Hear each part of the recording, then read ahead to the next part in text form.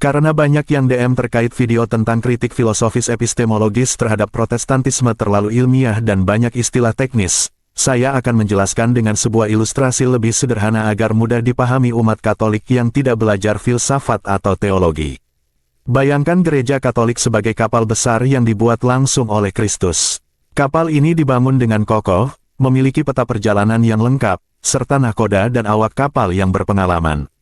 Selama berabad-abad, kapal ini telah mengarungi lautan sejarah, melewati badai dan gelombang besar, tetapi tetap berlayar menuju tujuan akhir, keselamatan di dalam Kristus.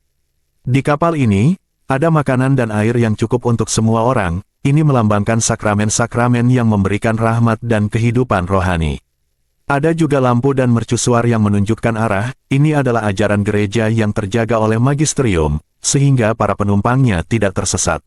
Sekarang, bayangkan ada sekelompok orang di dalam kapal ini yang suatu hari memutuskan untuk pergi dengan perahu kecil mereka sendiri. Mereka mungkin membawa beberapa bekal dari kapal besar, seperti air dan roti, tetapi mereka meninggalkan banyak hal yang penting.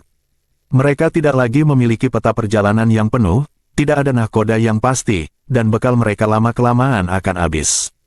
Perahu-perahu kecil ini adalah komunitas Protestan. Mereka masih memiliki beberapa kebenaran, mereka mengenal Yesus, mereka memiliki kitab suci, tetapi mereka kehilangan banyak hal yang Tuhan berikan di dalam gerejanya, sakramen Ekaristi yang sejati, otoritas yang memastikan ajaran tetap benar, dan kesatuan dalam perjalanan menuju keselamatan.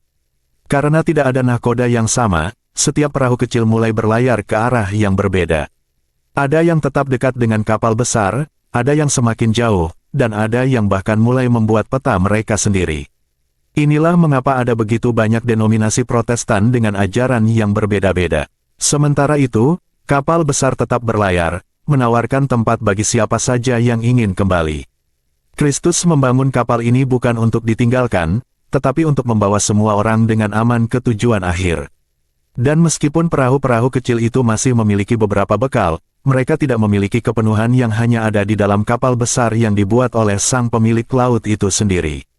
Jadi, komunitas Protestan memiliki sebagian kebenaran, tetapi hanya gereja Katolik yang memiliki kepenuhan kebenaran itu, karena hanya gereja Katolik yang tetap berada dalam kapal yang dibangun oleh Kristus sendiri. Maka, wahai jiwa yang mencari kebenaran, lihatlah kapal besar dan kokoh itu, yang telah berlayar sejak hari pertama, melewati samudra waktu, diterpa badai, namun tak pernah karam selama 2000 tahun. Di dalamnya, cahaya kebenaran tetap menyala, suara gembala sejati masih terdengar, dan meja perjamuan kasih terus terhampar bagi mereka yang lapar akan hidup kekal. Jangan biarkan dirimu terombang-ambing di lautan luas dengan perahu kecil yang rapuh, tanpa peta yang pasti, tanpa nahkoda yang sejati. Gelombang kebingungan dan arus kesesatan mengintai di setiap sudut, siap menyeret jauh mereka yang berlayar sendiri. Kembalilah ke kapal sejati, tempat di mana Kristus sendiri menjadi jangkar yang kokoh dan layar yang membimbing. Disinilah jalan yang aman menuju pelabuhan surgawi, tempat Bapa menanti dengan tangan terbuka.